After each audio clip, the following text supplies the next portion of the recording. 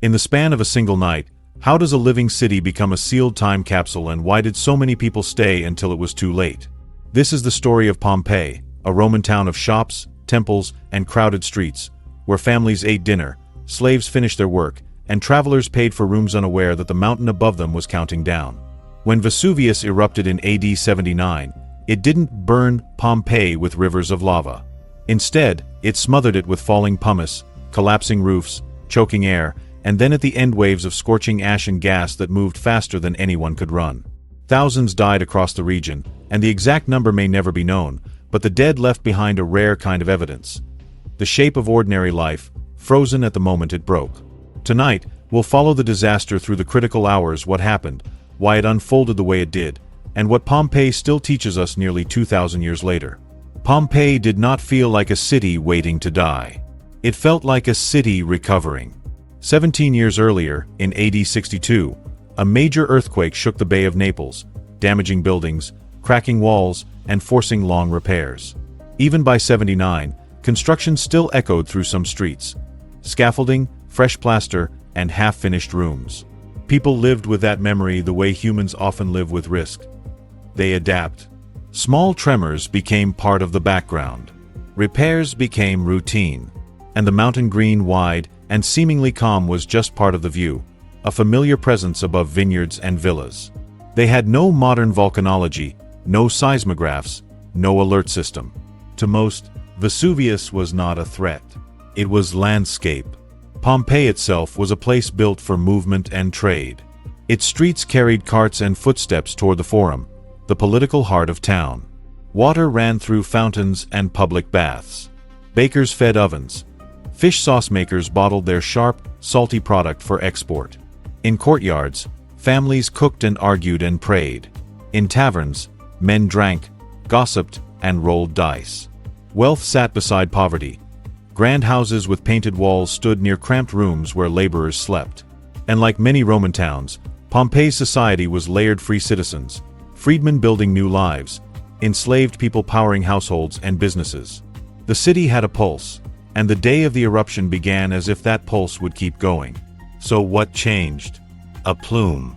Sometime in late summer or autumn of AD 79, the exact calendar date has been debated for centuries, the top of Vesuvius ruptured and sent a towering column of ash, pumice, and gas into the sky.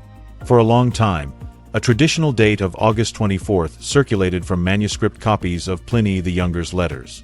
But archaeologists have pointed to multiple clues suggesting a later season, including a charcoal inscription indicating a date in mid-October, along with other autumnal signs found at the site.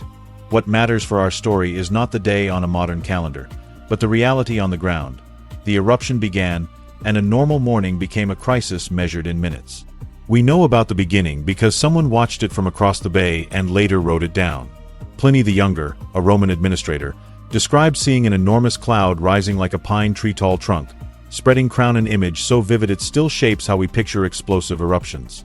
He was at Misenum, not in Pompeii, but his account is our closest eyewitness description of the plume and the panic along the coast.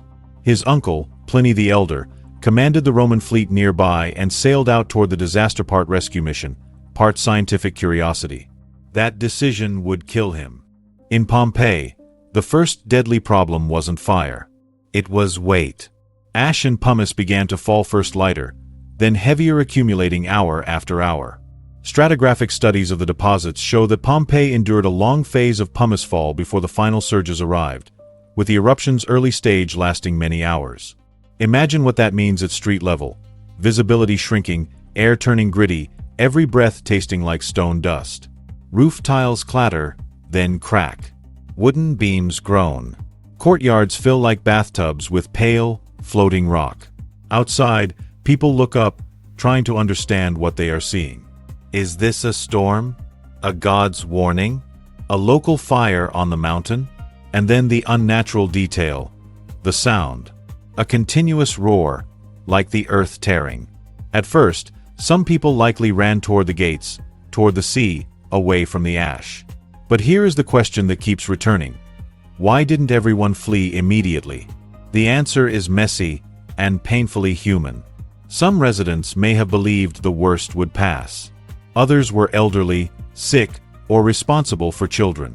many would have been reluctant to abandon property. Homes, savings, tools, animals, and the kind of wealth that cannot be carried in a sack.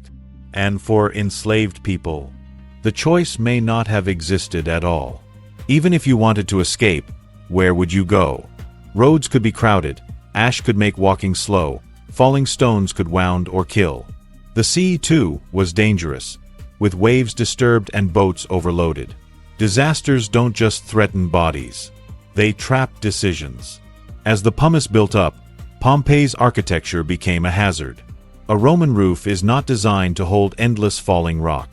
As accumulation increased, buildings began to fail, and those collapses created a cruel dilemma. Stay inside and risk being crushed, or go outside and risk being struck by falling debris and choking air. Archaeological evidence suggests many victims were found inside buildings, which fits a scenario where people sought shelter, hoping roofs would protect them until they didn't. In a modern disaster, we ask, why didn't they evacuate? But in that moment, the information people had was incomplete, and every option looked dangerous. And then the eruption shifted from heavy fall to something far worse. The column above Vesuvius did not simply rise and disappear. Eventually, it became unstable. Parts of it collapsed, and when a volcanic column collapses, it can generate pyroclastic density currents, fast-moving surges of ash, gas, and fragments that flow outward like ground-hugging storms. Some of these currents devastated Herculaneum first, closer to the volcano, where people sheltering near the waterfront died in catastrophic heat. Studies of Herculaneum's victims have emphasized how quickly lethal conditions could arrive when these surges hit. Pompeii, farther away, was spared those earliest waves, at least at first, and the delay may have sealed the fate of those who stayed. It gave a false sense that the city might survive. Think about the psychology of "not yet."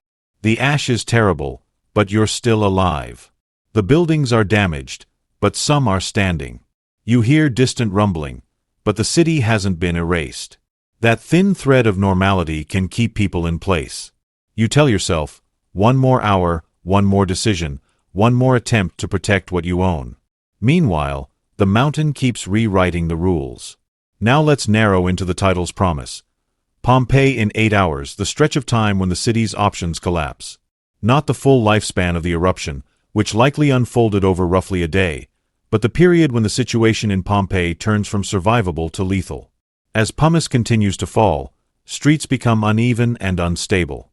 Doorways clog. The city's familiar routes distort. Ash turns daylight into a gray dusk.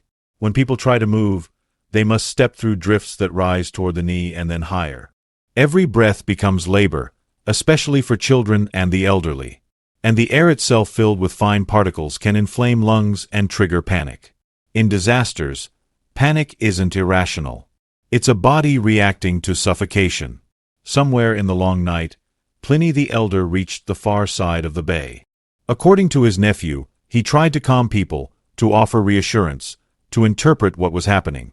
But the air grew poisonous, and he collapsed and died, likely from a combination of toxic gases and respiratory failure, possibly worsened by asthma or another condition.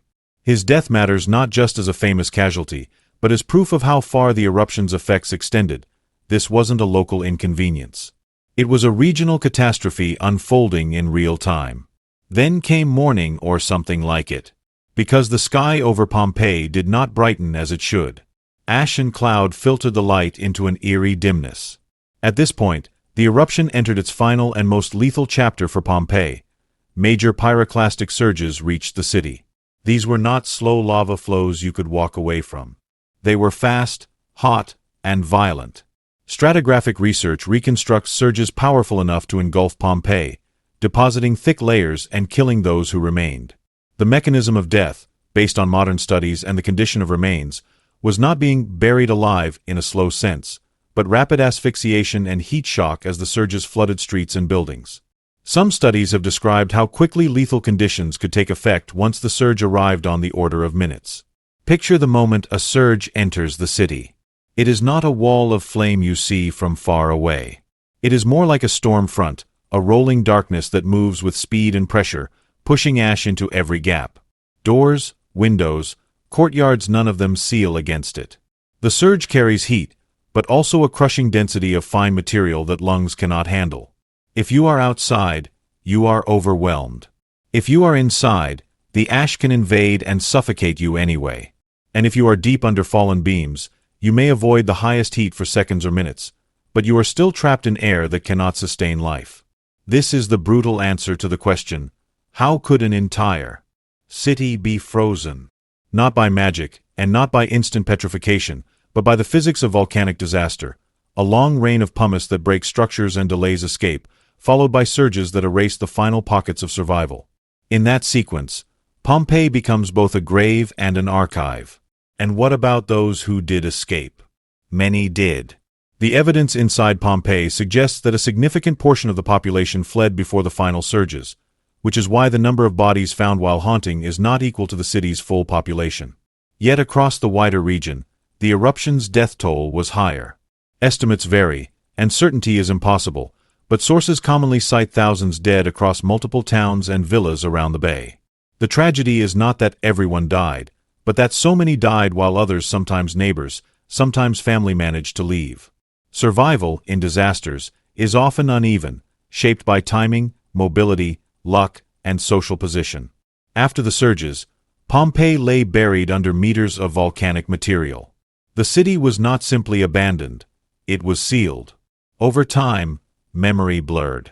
People returned to the area, scavenged where they could, and moved on. The Roman world continued, but Pompeii, its rooms, its street corners, its graffiti fell into silence. That silence lasted for centuries. When Pompeii re-entered human attention, it did so through digging through hands and tools cutting into hardened deposits. Excavation is often described like discovery, but it is also destruction. Every layer removed is a layer you can never put back. Early excavators did not always prioritize careful documentation. Yet even imperfect excavation revealed an astonishing truth. Pompeii had preserved not just monuments, but ordinary life: kitchens with pots, shops with counters, wall paintings with bright color, and marks of daily routine scratched into plaster. One of the most famous and emotionally direct techniques came later: plaster casts of victims. When bodies decomposed inside compacted ash, they sometimes left cavities, negative spaces in the hardened material. By injecting plaster into those voids, excavators could recover the shape of a person at the instant of death: a curled posture, a raised arm, a face turned as if still trying to breathe. These casts are not photographs, and they cannot tell us every detail of what someone felt. But they show something rare in ancient history: individual human forms, not just names carved in stone. Yet Pompeii's story isn't only about death. It's also about what the city reveals about the living and how that understanding keeps changing. Excavations continue, and so do surprises. In recent years, major work in areas like Regio 9 has uncovered remarkably preserved spaces that reshape our picture of social life in Pompeii, including an elaborate private bath complex in a wealthy home, evidence of how Roman elites used luxury not just for comfort but for status, politics, and performance. These finds are not minor details. They remind us that Pompeii was not a museum piece Roman city. It was dynamic, unequal, and alive, with people competing to impress, to rise, to secure alliances right up until the ash arrived. Even more unsettling is the idea that Pompeii did not become an instant empty void after 79. New research and reporting has highlighted evidence suggesting some level of post-eruption activity, signs that survivors or newcomers may have returned to parts of the ruins, living in difficult conditions among broken walls, scavenging materials, and reshaping spaces for basic survival. If true in the ways the evidence suggests, that changes the emotional arc. It means Pompeii was not only a city that died, it was also a landscape of aftermath, where people tried to live beside loss. That is a different kind of tragedy: slower, quieter, and deeply human. And then there is the science hiding inside the ruins: frozen work sites, tools left mid-task, repairs interrupted. Just weeks ago, researchers reported a discovery in Pompeii that offered unusually direct evidence about Roman concrete making, including a construction site preserved by the eruption and clues about techniques such as hot mixing. Why does that matter? Because Pompeii is not only a window into Roman art and daily routine, it is a laboratory for how an ancient world built itself. A disaster that erased one city ended up preserving knowledge that can influence ours. So what is Pompeii, really? It's tempting to call it a warning, a lesson about nature's power and human blindness. But warnings are easy to ignore until they are personal. Pompeii is more precise than that. It shows how risk becomes normal. How people keep working after earthquakes. How cities rebuild with the assumption that tomorrow will arrive. How social inequality shapes who can leave quickly and who cannot. And how the most catastrophic moments often arrive after a long period of not yet, when the mind is tired and the body is committed to staying put. It also forces us to confront how we tell stories about the dead. When we look at plaster casts, we feel we are close to individuals.